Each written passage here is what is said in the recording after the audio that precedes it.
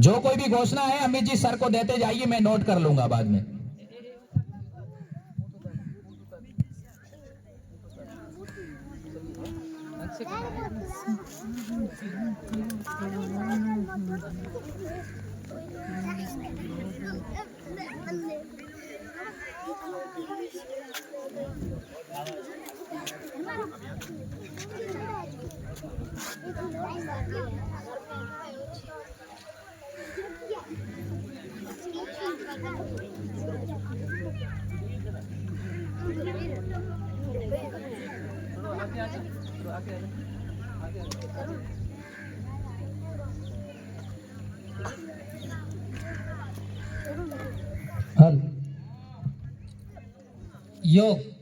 योगासन 21 जून को अंतर्राष्ट्रीय योग दिवस मनाया जाता है और अभी जो योग दिवस था राज्य स्तर का हमारे खूड़ी के धोरों में हुआ था, उसकी एक झलक।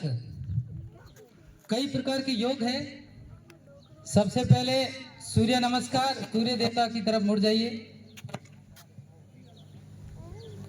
गिनती से 1 2 3 4 5 6 7 8 9 10 11 12। रिलैक्स, सीधे होइए। वृक्षासन। वृक्षासन के अंदर ये देखिए, एक पैर में खड़े होकर प्राचीन समय में जैसे ऋषि मुनि तपस्या करते थे, इसी मुद्रा में करते थे। और ये एक आसन है। तालियां बजाइए, इन बच्चों का हौसला अफजाई कीजिए। ताड़ासन।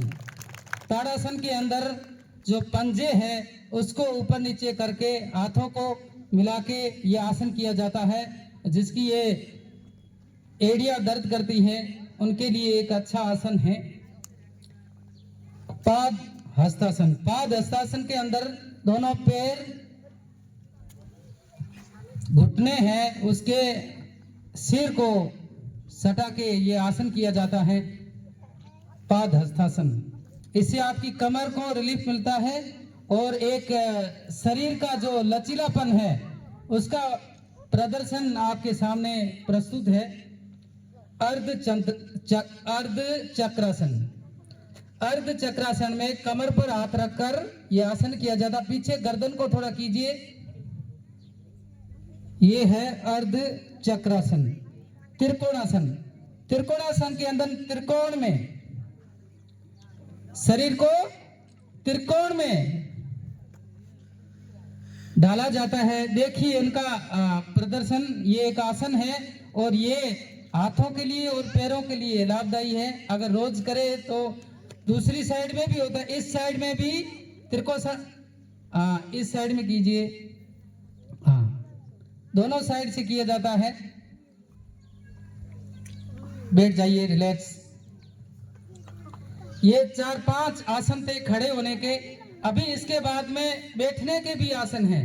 हालांकि बैठने के और लेटने के दो आसन हैं, बैठने के ज्यादा है। जिसमें पद्मासन। पैरों को उल्टा पालकी मार के बैठना है। और ये भी एक प्राचीन आसन है जिसमें तपस्या करते थे ना ध्यान योग में। वो ध्यान योग इसी में ही होता है, इस आसन में। भद्रासन। भद्रासन में दोनों पैरों को पकड़ के हाथों से एक तितली आसन, बटरफ्लाई। इसमें क्या होता है, दोनों पैरों को घुटनों को ऐसे हिलाया जाता है। ये भी, इस आसन का भी महत्व है अपने आप में। अगर रोज करोगे तो पैर और हाथ मजबूत रहेंगे।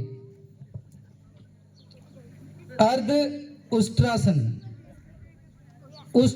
उष्ट्र यानी ऊंट। इसमें पीठ में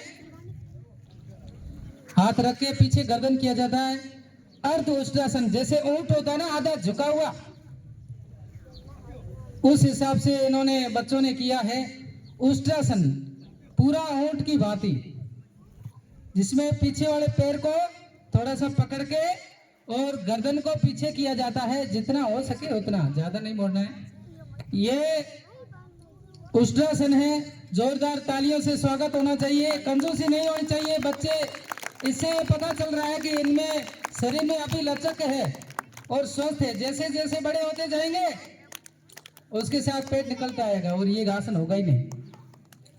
शस्कासन, आगे से होते हुए खरगोश की भांति प्रदर्शन करना है।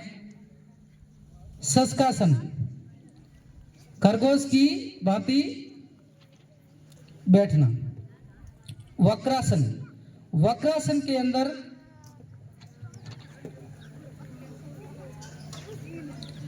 दोनों पैर आगे कर लीजिए, वक्र की भांति।